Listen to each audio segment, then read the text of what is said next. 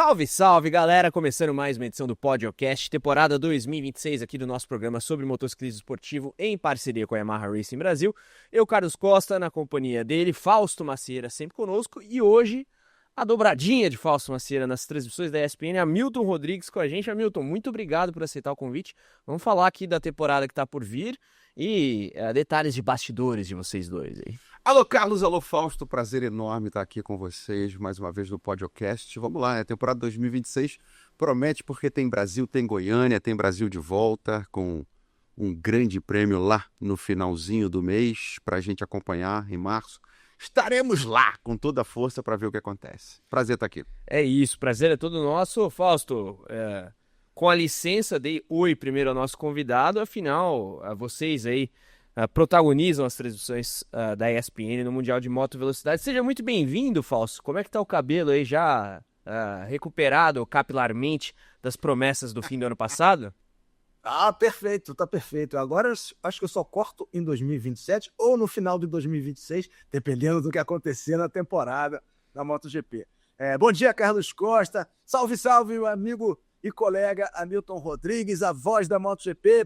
Salve, rapaziada, ligada no podcast, parceria da Yamaha Racing Brasil e Motorsport Brasil, sempre trazendo as notícias mais quentes do motociclismo em todos os pisos, em todos os países, em todas as modalidades. Vamos lá! É isso, sempre registrando a participação de vocês na área de comentários aqui, seja no YouTube, no Spotify, pegando alguns chats do último programa, a galera falando bastante do Diogo Moreira.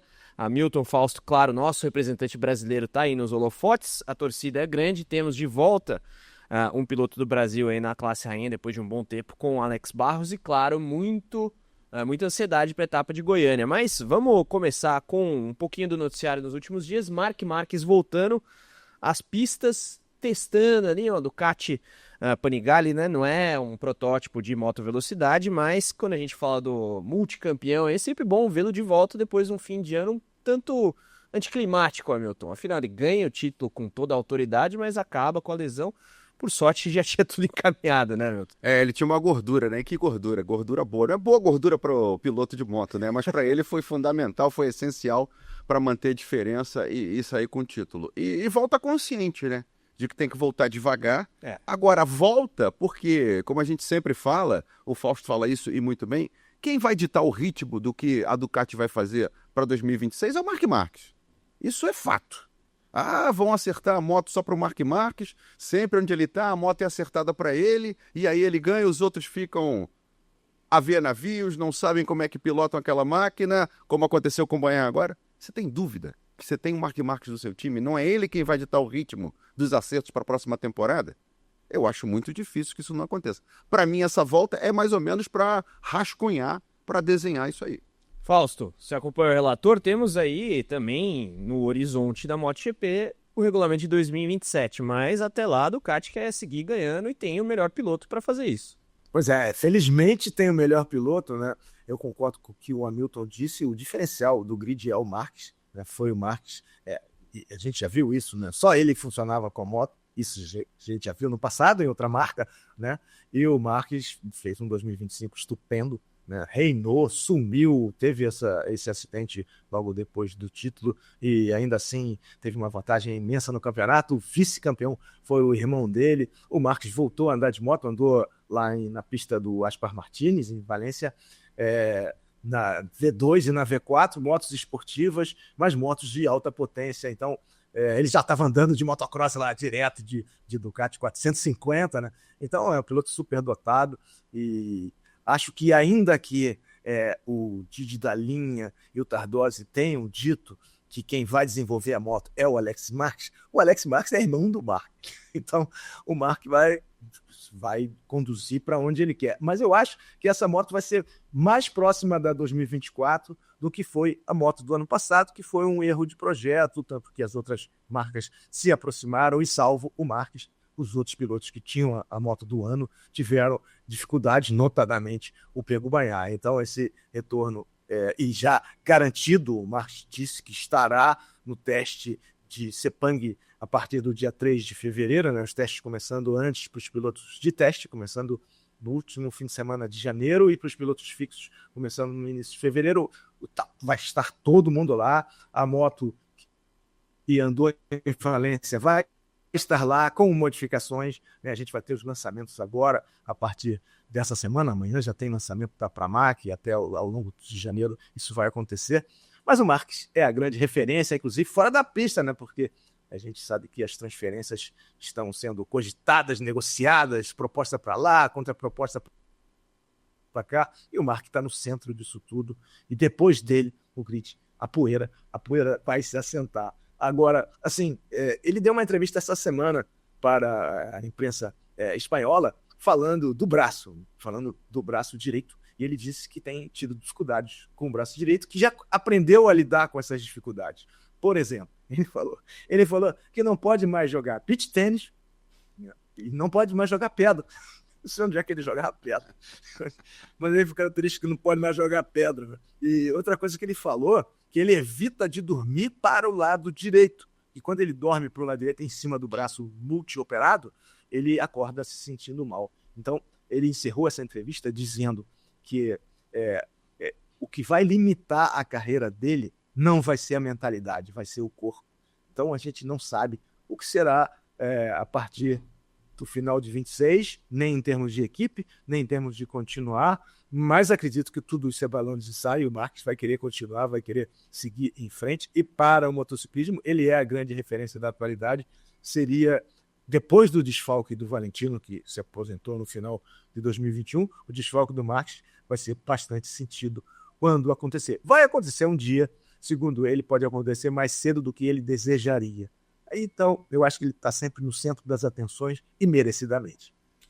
Uma coisa deve ser considerada, né? A fase Ducati do Marc Marquez tem menos quedas, portanto, menos exposição ao risco, embora ele tenha tido a lesão no fim do ano passado, mas atingido por um outro piloto. Eu acho que tem uma perspectiva interessante de ficar pelo menos até a nova era técnica da MotoGP. Agora, Milton, como é que fica o Pecco Bagnaia nessa história toda, hein? Com que clima chega o italiano da Ducati 2026? É difícil você falar isso, né? Mas campeão do mundo como coadjuvante, né? Um campeão do mundo. A gente vai ter agora, né? A gente vai ter agora o Jorge Martin, que vai ser, já foi coadjuvante, vai ser de novo, porque o Bezzecchi é o primeiro piloto da Aprilia. Mas eu acho que o Bagnaia tem a oportunidade agora de mostrar por que ele foi campeão do mundo, né? Já que essa temporada anterior, por esse erro de desenvolvimento, não foi legal para ele, não foi bom, não foi boa, agora ele tem a oportunidade de dar a volta por cima, né? Zerou tudo, vai começar do zero. Não, como o Fausto falou, não vai ter muito investimento para essa temporada, porque 2007 muda tudo. Então, acho que existe um vale aí, as coisas vão continuar mais ou menos como no ano que acabou, mas eu acho que é uma oportunidade para o Bagnaia encaminhar uma reviravolta e encaminhar um renascimento, se não para a temporada 26, para a temporada 27. Porque se você for olhar na fila, quem está aí na fila para assumir essa posição de destaque quando o Marc Marquez parar? É o Alex Marques? Não é o Alex Marques. Ele está numa equipe boa, tem uma moto boa, vai desenvolver, mas não é o Alex Marques. Acho que o talento é o Pecco Bagnaia. E pode ser o Bezzecchi, que está aproveitando muito bem a oportunidade na Aprilia. Então eu acho que se o Pecco Bagnaia tiver essa visão de que a partir da temporada 27 e da temporada que o Marc Marquez parar, ele vai ser o cara da MotoGP, eu acho que ele vem com a cabeça boa para a temporada. Se ele vier com aquela cabeça que ele encerrou 2025, cabeça baixa, reclamando de tudo, tendo ali um espasmo de sucesso, vai ser uma temporada ruim de novo. Você citou um termo aí que eu acho que é chave pro Pecco Bagnaia, cabeça, né? Porque o mental aí vai fazer diferença também, né, Fausto? Concordo totalmente. Eu acho que o Bagnaia tende a ser beneficiado porque, sendo o Alex Marques que desenvolva a moto, ele vai puxar para a moto que ele foi vice-campeão, ele vai puxar para 24. Eles não têm muita margem de manobra porque tem que desenvolver a 850 que vai entrar no ano que vem, que vai ser tudo novo, pneu novo, e a gente vai ter alguns testes também simultâneos. Então, é um ano de transição, mas é um ano mágico, né? É o último ano das 1000, né? E eu tenho um pouco de preocupação com esse horizonte, né, o Carlos, a Milton, porque as 800 no passado não deram certo, né? Eram 990, a moto era um canhão e estava cada vez mais rápida, resolveram baixar a cilindrada e o resultado não deu certo. Tanto não deu certo que eles sofreram 5 anos, né, de 2011, né, de 2007 a 2011, e voltaram para 1000. Né? Saíram da 990 e voltaram para 1000.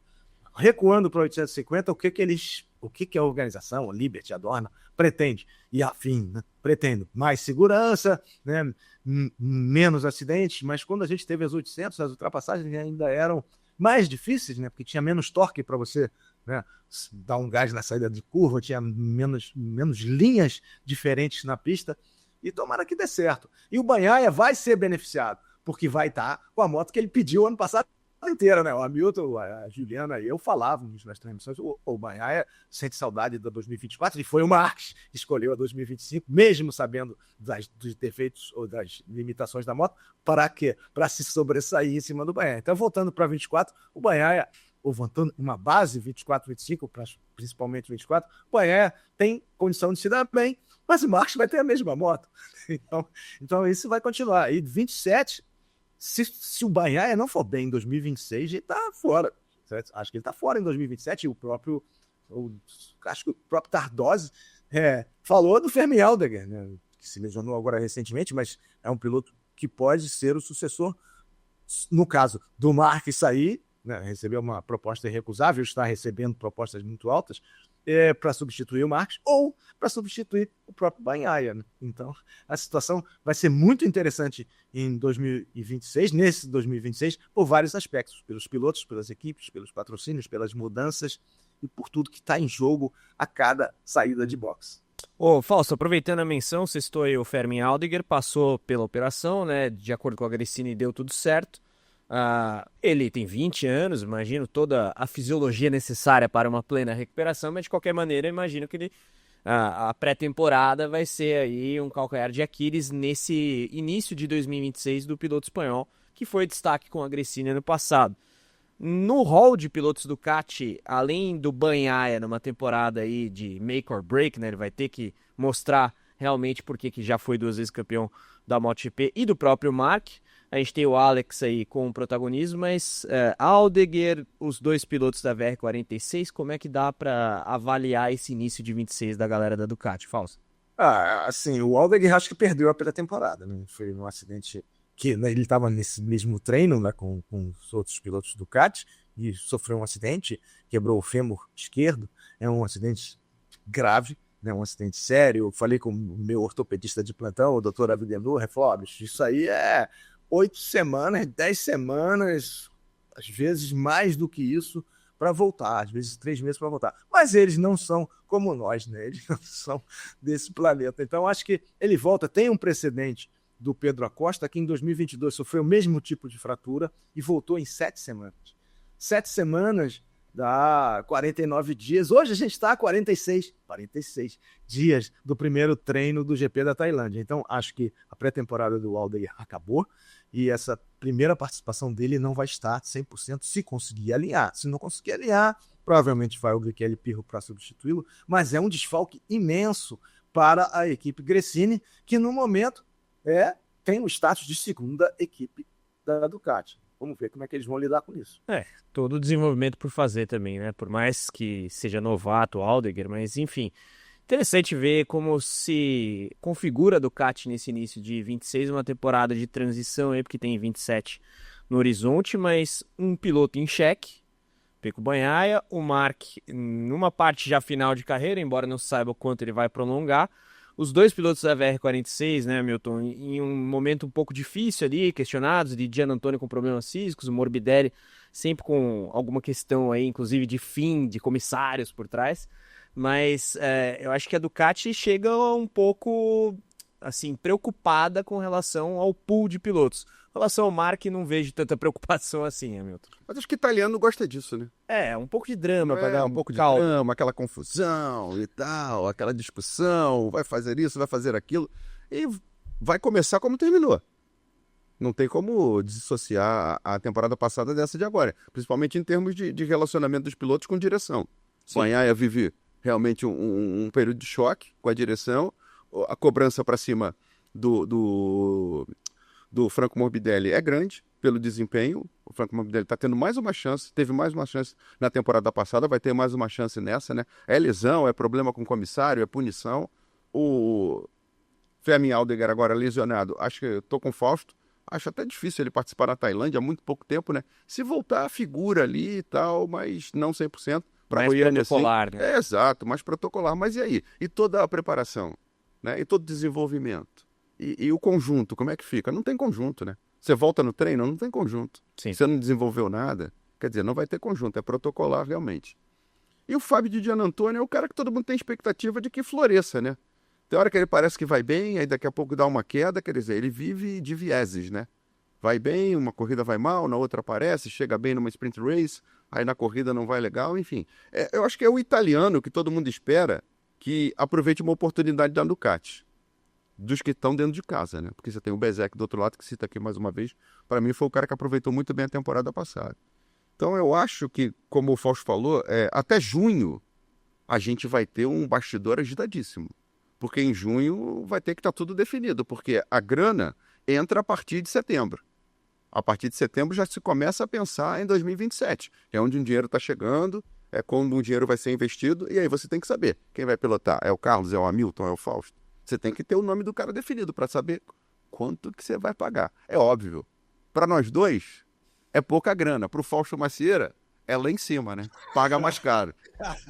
Naturalmente, né, Fábio? Quem dera que ele tivesse uma fração do que ganha o último do que uma fração do que ganha o Chantra, porra. Mas é isso. Tem um negócio também interessante.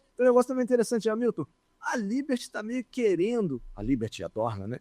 Que meio querendo que o Marques use o número 1. É aquele velho tabu de quem usa o número 1 não vence.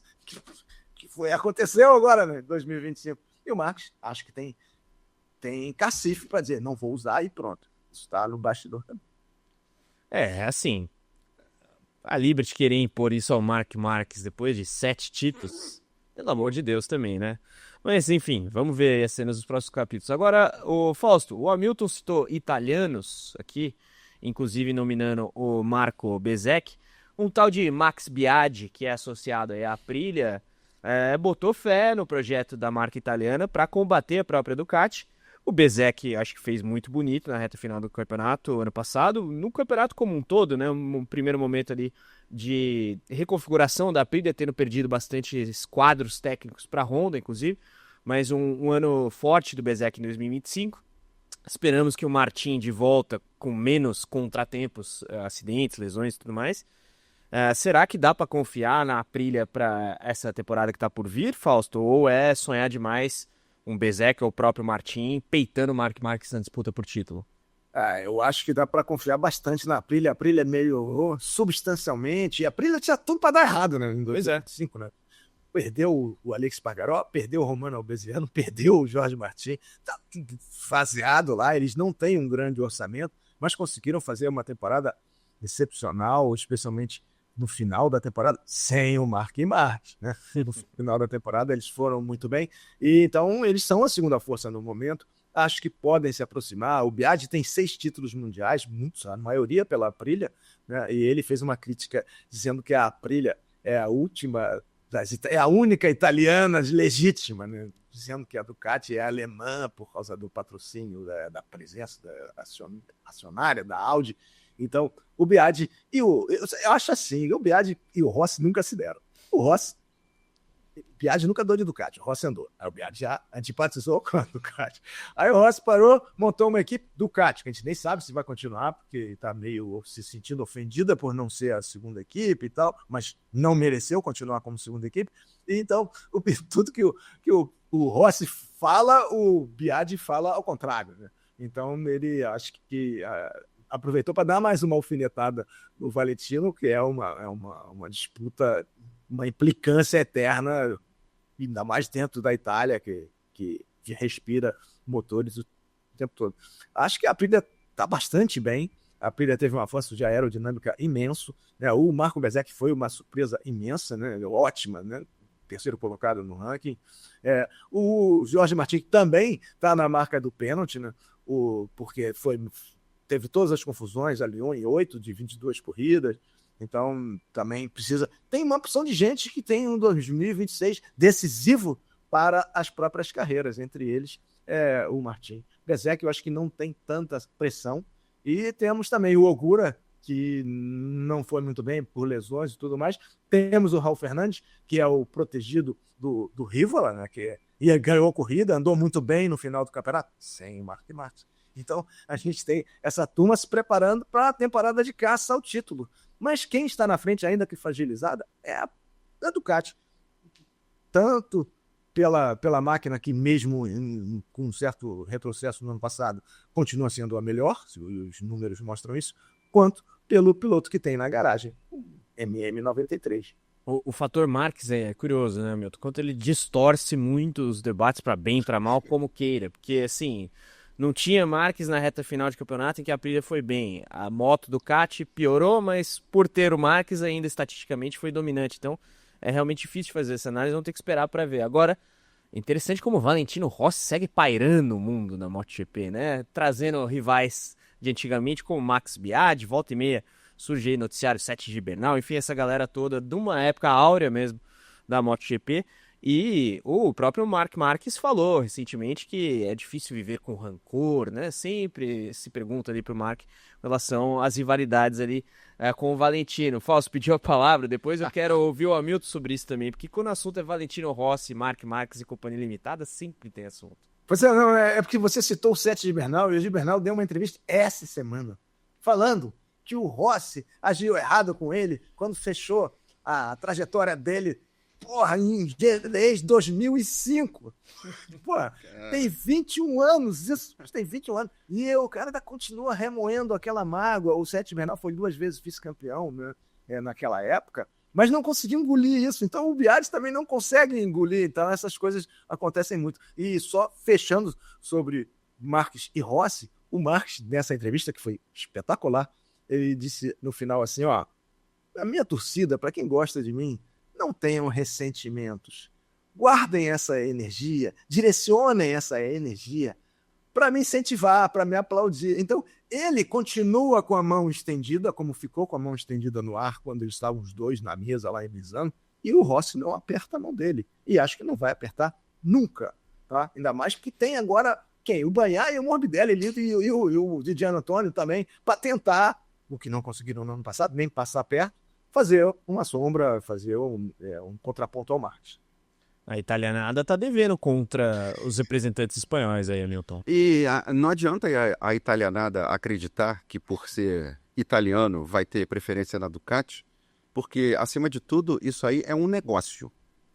E ganhou na pista, vende moto na semana seguinte, não é? Tirando aqui, trazendo para cá o que os americanos falam. Sim. O carro ganha na pista no final de semana, segunda-feira tem venda na concessionária. A Ducati quer resultado, a Ducati quer vender máquina, a Ducati quer ser campeã. E ganhou tudo. Piloto, equipe, construtores. A ausência do Marc Marques no final da temporada, para mim, foi legal. Eu considerei uma situação boa. Para quê? Para que a gente pudesse ver outros pilotos. Uhum. Aldegger ganhou corrida, Raul Fernandes ganhou corrida, o Marco Bezzecchi se firmou como um bom piloto, um piloto de acerto de moto, porque o segredo da Aprilia é acerto. A Aprilia estava órfã do Alex Espargaró e do campeão que contratou, né? Que tá fazendo um belíssimo trabalho. Não é? O Alex Espargaró tá fazendo um belíssimo trabalho. Reativando a Honda. Tá fazendo um belíssimo trabalho. Os resultados de meio de temporada para frente mostram isso. Então, a Aprilia foi uma moto de acerto. Acerto para corrida, acerto pontual. E o Marco Bezzecchi, eu acho que ele ganhou um tamanho impensável assumindo essa responsabilidade, porque todo mundo botou o dinheiro em cima do Jorge Martin. E aí deu no que deu. Não correu, vou embora e tal, não sei o quê. Como diria minha avó, botou a viola no saco, voltou para a equipe, voltou para as corridas e terminou a temporada. Vamos ver na temporada que vem. Como eu já falei aqui, campeão do mundo coadjuvante. Vamos ver mais um na próxima temporada. Cabe a ele mudar isso.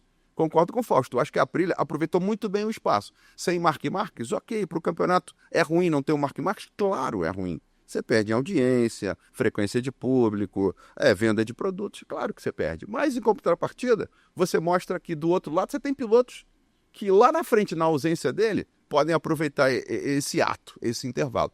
Eu acho que a gente pode ter, sei lá, um surgimento de uma outra figura, de um outro piloto nessa fase pós-Marc Marques.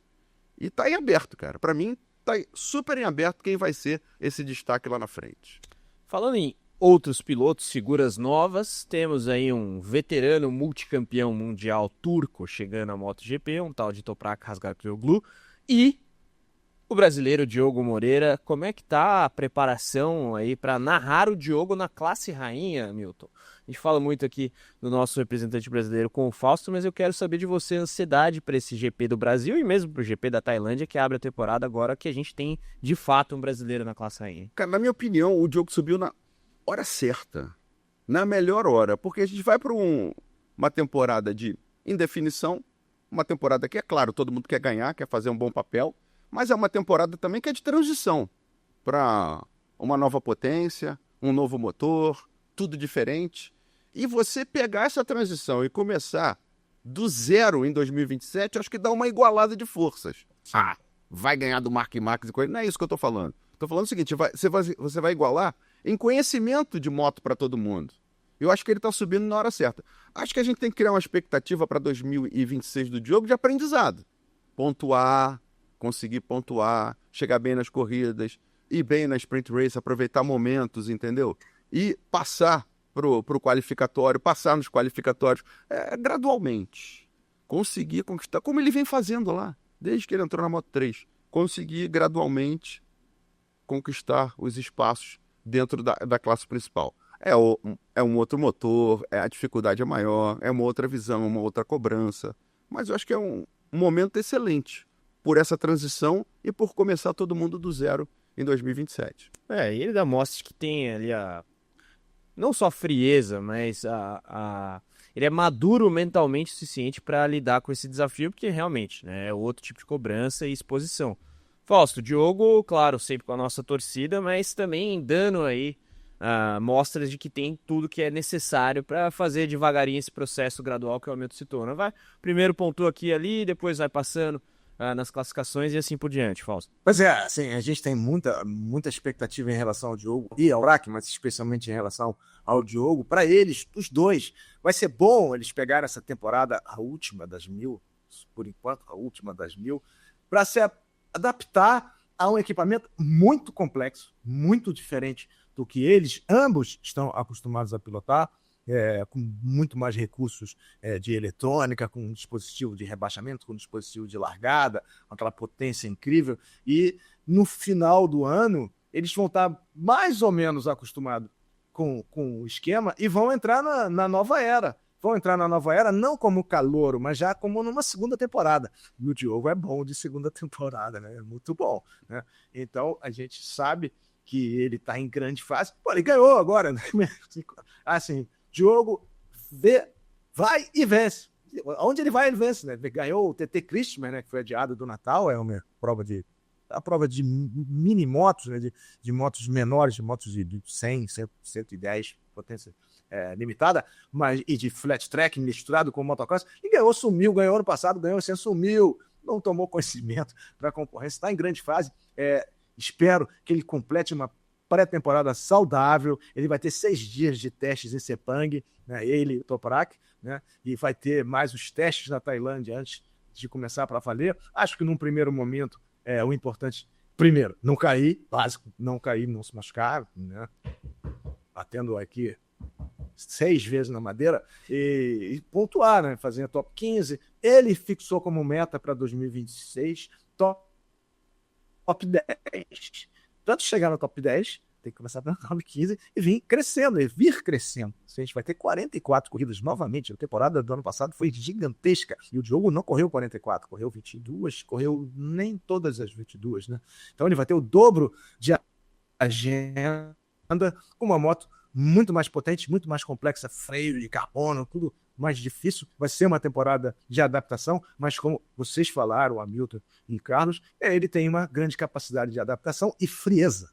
O que ele fez na Austrália foi espetacular. O que ele fez em Valência foi a dor da certa para ganhar o campeonato. Ele consegue fazer um planejamento de corrida muito efetivo, aprendeu a conservar os pneus, vai precisar disso ainda mais na 1000 e na 850, mas está num caminho brilhante, brilhantíssimo. E vai ser muito interessante ver quem vai terminar como novato do ano, né? Que são 2 pilotos. Tem Toprak, extremamente experiente, 3 títulos mundiais. Não alivia nem as criancinhas. Você derrubou o filho do Sofogo essa semana, não alivia ninguém. E o Diogo, mais cerebral, mais concentrado, não tão exuberante no temperamento nem na pilotagem quanto o Toprak, mas muito efetivo, a gente já viu isso. Vai ser mais um encanto dos muitos dessa temporada que será inesquecível sobre vários aspectos. Sem dúvida. Agora, analisando os dois aí, Toprak e Diogo, né? O Toprak talvez tenha que se espelhar, se inspirar em um cara da equipe principal, que é o Quartararo, porque o Miller também não tá lá tão cacifado assim na Pramac. É o passo que na Honda a gente tem o Johann Zarco muito consolidado ali na LCR. As duplas também são interessantes de observar. Eu acho que o Diogo tem muito o que aprender ali dentro de casa também, Hamilton. Eu acho que garagem, se olhar garagem, vai ser melhor pro Diogo. Porque o Zarco é um cara gente boa, é o que aparenta, né? Os vídeos na rede social mostram. E um cara desenvolvedor também, né? Com passagem por várias marcas. Exatamente. Né? Do outro lado você tem o Miller, mas é um cara meio arredio, né? Eu acho que não vai ser muito fácil essa convivência. Vai ser curioso, né? Esse calor do ano, porque são 2 campeões, né? E aí você olha, pô, Toprak, que calor do ano. Calor, tá chegando agora. E o jovem que tá subindo da Moto2. Vai ser um campeonato paralelo curioso. Essa disputa do Toprak com o Diogo. Eu acho que o Diogo leva vantagem na garagem por ter o Zarco como companheiro, que me parece ser um cara mais amigável e mais aberto a conversar, a orientar. E eu acho que o ecossistema também está mais favorável pro Diogo, né? Porque ele chega já como uma aposta para o futuro. O Toprak também, no caso da Yamaha, mas até pela questão da idade, é um caldo um pouco mais complicado. E tem o Quartararo ali sempre fazendo exigências. Na Honda a gente tem na equipe de fábrica já o Joan Mir e o Luca Marini em compasso de saída, talvez. Fausto, vou passar a bola para você, só registrando aqui os nossos chats do último podcast, galera falando bastante do DM11, eu confesso que vou ter que me readaptar mentalmente aqui para falar DM11 depois de tantos anos com DM10, né? Mas a Frida Nardes de Blumenau mandando mensagem, o Zé Eduardo Tomás aqui de Araras, do interior de São Paulo. Enfim, galera, mandem aqui os seus chats, não esqueçam aí de deixar curtida e mandar o podcast pra galera que vocês sabem que gosta de motociclismo. Fala, Fausto! Pois esse detalhe que você levantou, Carlos, é muito interessante sobre os companheiros de equipe, tanto do Toprak quanto do Diogo. O Zarco e o Miller passaram por 4 das 5 marcas que competem no Mundial, né? Só não passaram pela Aprilia, ambos, né?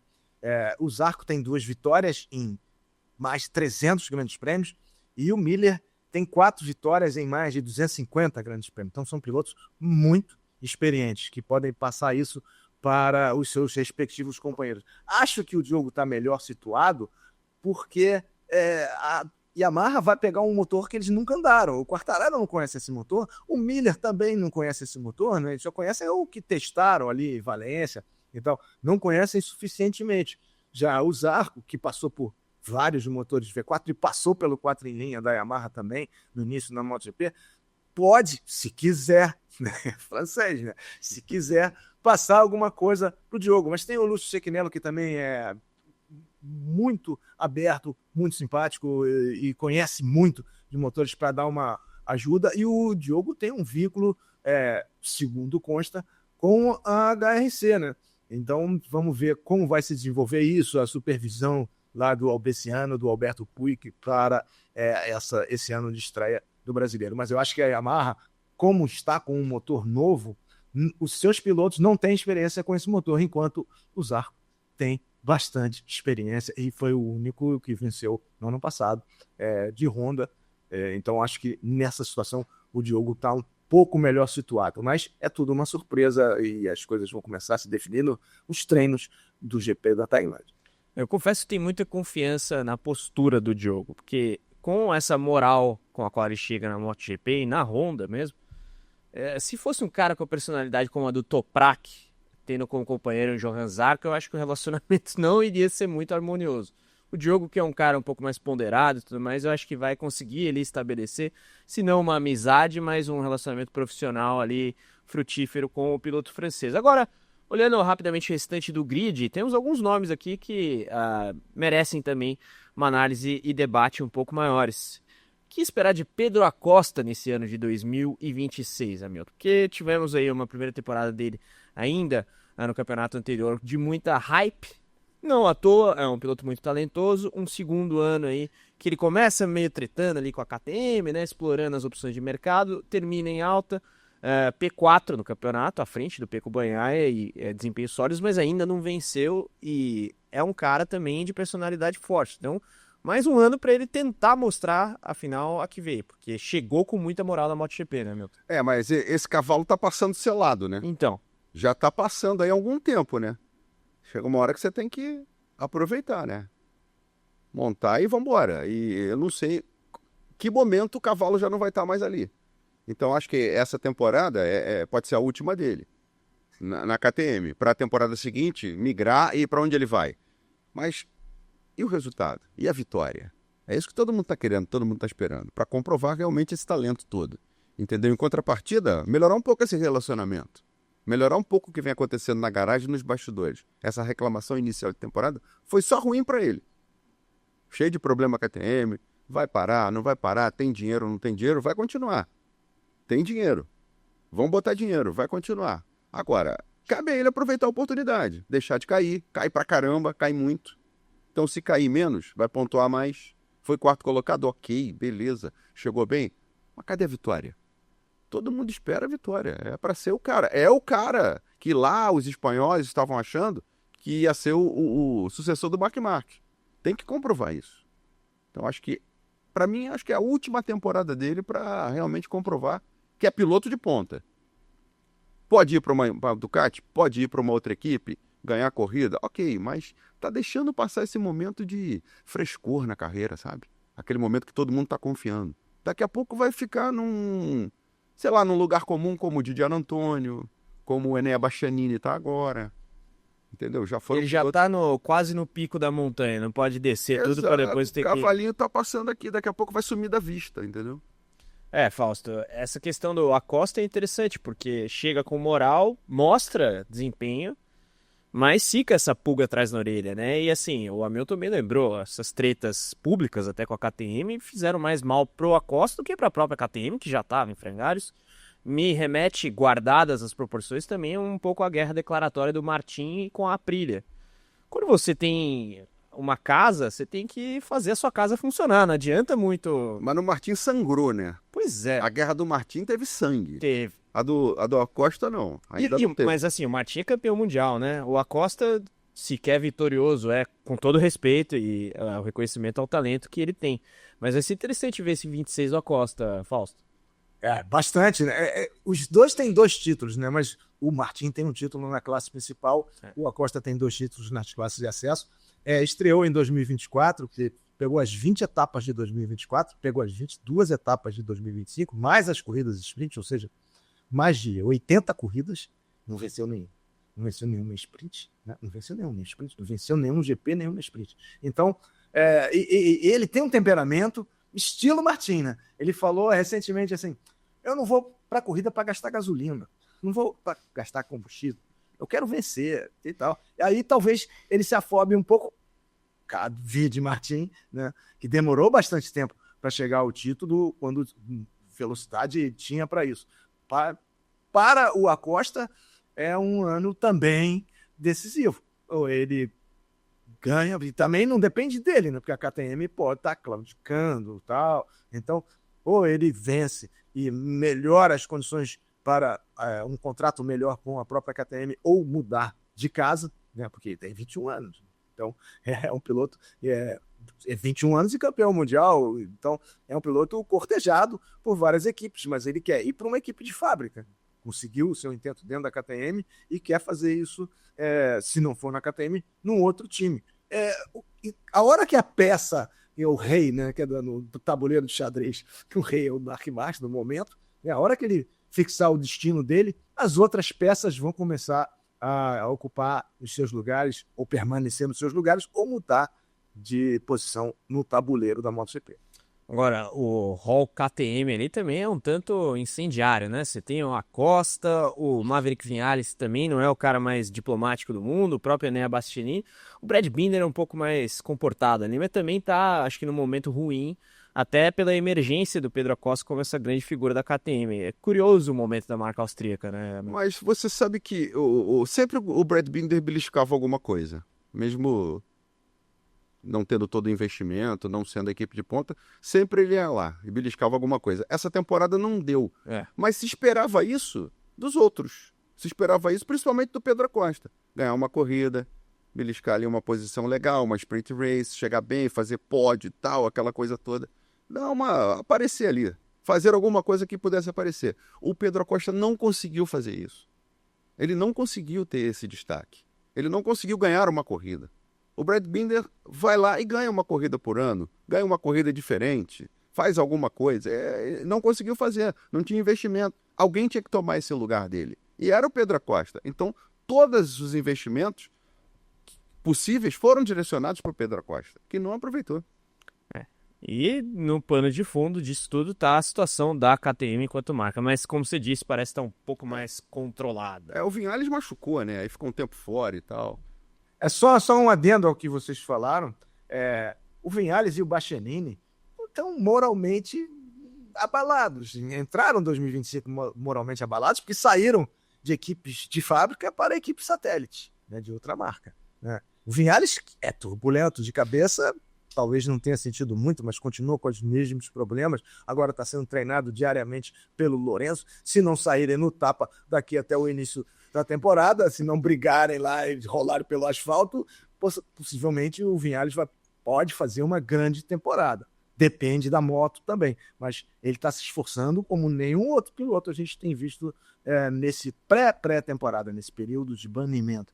E o Bastianini é aquilo, tem flashes de brilhantismo, andou muito bem na Gresini, mas quando pesou a responsabilidade de andar numa equipe oficial, não deu muito certo, foi ofuscado pelo Bahia, perdeu a vaga na equipe, foi para a equipe satélite da KTM. A queda, o recuo profissional do Bastianini é imenso, né? Então talvez isso tenha influenciado no 2025 dele. Quem sabe eles dois em 2026 a equipe ainda foi vendida, cara.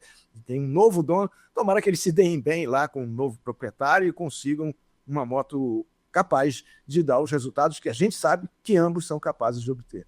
Agora, Fausto, falando em KTM, no Rally Dakar, a KTM segue mandando bem, fazendo bonito, como é tradição já da marca austríaca no Rally aí, que é o principal do mundo. Foi mais uma vez assim hoje, o Luciano Benavides mandando bem aí.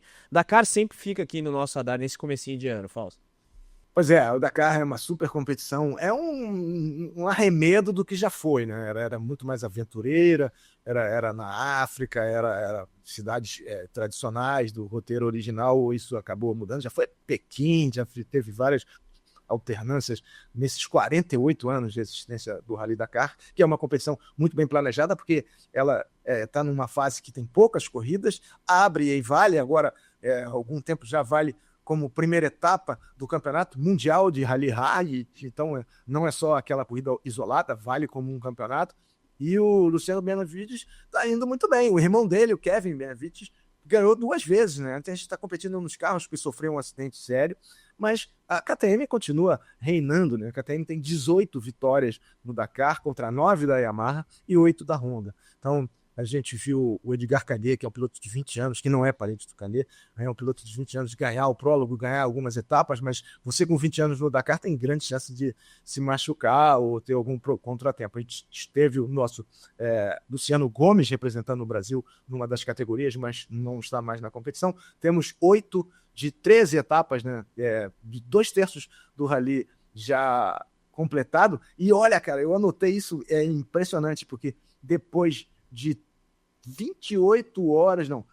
33 horas, somados os tempos das especiais. Tem especial e tem a jornada. São 8.000 quilômetros, 7.900 de jornada, sendo 4.800 de especial cronometrada, mão no fundo, seja o que deu. E lá navegando, né? Que não tem navegador, ao contrário dos carros que tem ar-condicionado, tem navegador. Moto não, é tudo junto ao mesmo tempo agora. Então, depois de 33 horas, 18 minutos e 50 segundos, o Benavides lidera com 10 segundos de vantagem. 10 segundos de vantagem sobre o campeão do ano passado. Também na KTM, também piloto da KTM, o Daniel Sanders. Então, olha que corrida que tá, é mais disputada, é a edição mais disputada das últimas temporadas. E a gente tem o Rick Brabeck, que também já ganhou pela Honda na terceira posição, mas lá já 4 minutos e 50. Esses três estão na briga pelo título. Mas a Argentina estar lá é muito bacana, né? Tem um piloto sul-americano, irmão de... É o Alex Marques, né? Liderando, né? É o Alex Marques, né? São os irmãos Marques.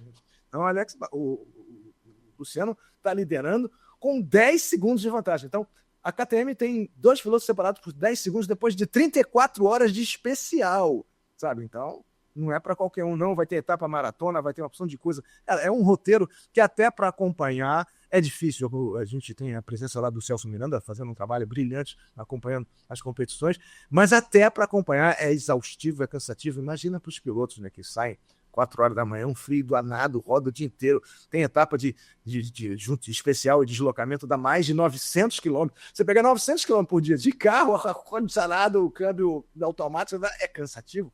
Imagina para eles esse esforço continuado durante todos esses dias. É uma competição para poucos e para muito bons. E o campeonato tem 5 etapas, uma delas na Argentina. Então os argentinos estão muito entusiasmados, eles andam muito bem nos quadriciclos também, estão muito entusiasmados com o desempenho do Luciano Benavides. E o nosso Lucas Moraes está na 17ª posição entre os carros. O pai dele, o Marcos Moraes, estava competindo, mas também abandonou o rally. Tivemos nas motos, até o momento, 18 abandonos. Largaram 325 veículos, mas agora muito menos estão competindo.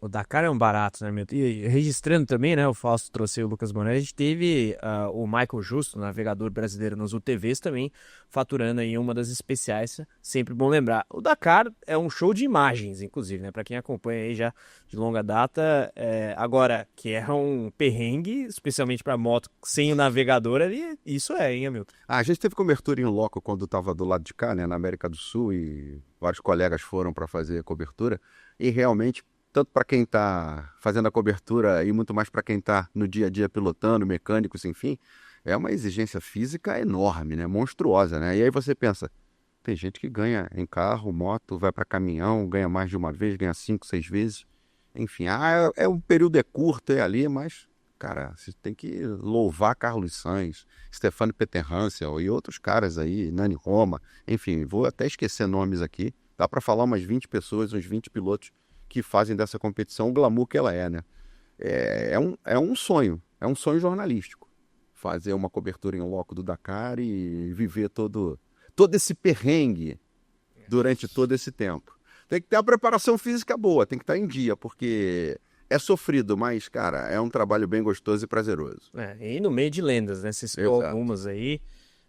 O próprio Nasser Al-Attiyah, que está aí no páreo para mais uma vitória. O Nasser é fantástico. Adoro as entrevistas do Nasser porque o inglês dele você entende tudo. É bom.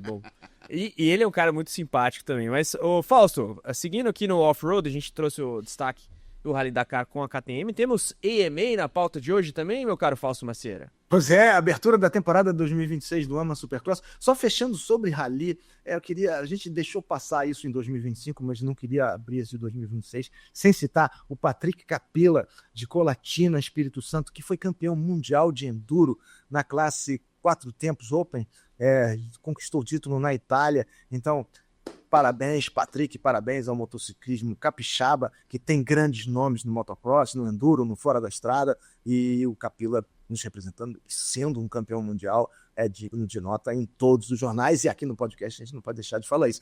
Falando sobre o AMA, foi a abertura incrível, como sempre, em Anaheim, né? Anaheim 1, lá em Los Angeles, e muitas estreias, né? Infelizmente não tivemos brasileiros participando, mas foram corridas espetaculares. O Eli Tomac venceu na 450, a categoria principal, que teve uma bandeira vermelha, teve um acidente incrível do Justin Barcia, piloto da Ducati. A Ducati, que completa 100 anos em 2026, estreou no AMA Supercross, que nunca aconteceu em um século. Estreou com 2 pilotos muito bons, o Justin Barcia e o Dylan Ferrandis. Um americano e um francês, eles foram muito bem na corrida classificatória, o Barcia ficou em terceiro, o Ferrandis em quarto, brigaram entre si, mas na final o Barcia acabou sofrendo um acidente junto com o Malcolm Stewart lá, o Stewart não conseguiu emendar uma das sequências, e a Ducati pegou ele no meio, e o Barcia teve uma concussão, né? Teve a perda da consciência, teve um deslocamento no osso, numa vértebra transversal da coluna, está sendo avaliado, e o Malcolm Stewart deslocou o ombro, vai ser avaliado para a próxima etapa, que é já nesse fim de semana em San Diego, na Califórnia. Resultados: KTM em primeiro, KTM andando forte, né? Em primeiro com o Eli Tomac, o veterano. Na segunda colocação, o Ken Roczen, outro veterano da Suzuki. A Suzuki é a única moto que tem kick. A moto de 2025 que tem kick.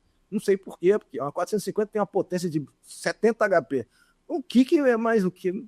Botar uma partida elétrica é mais 2 kg, 3 kg, não faz diferença nenhuma. Mas a Suzuki insiste em não ter partida elétrica, mas o Roczen andou muito bem.